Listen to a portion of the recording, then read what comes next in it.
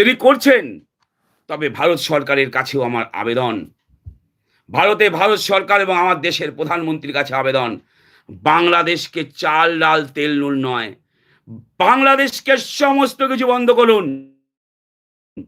গৌতম আদানি, শিল্পপতি গৌতম আদানিকে বলুন যাতে বিদ্যুৎ না দেয় বাংলাদেশকে। এরপরে আমরা যদি ভারতীয়রা জানতে পারি যে গৌতম আদানি বিদ্যুৎ দিচ্ছে, তাহলে সেটা আমাদের কাছে খুব দুঃখের এবং লজ্জার হবে। তাই বন্ধ করতে হবে।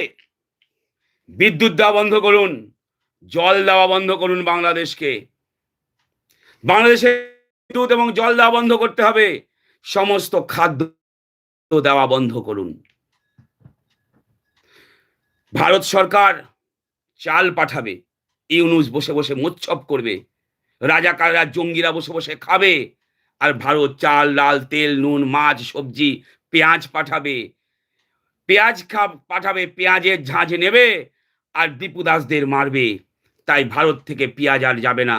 আদা, রসুন, লঙ্কা যা পাঠায় ভারত, চাল, ডাল, তেল, নুন, কসমেটিক্স, প্রসাধনী দ্রব্য থেকে শুরু করে A to Z বন্ধ করুন।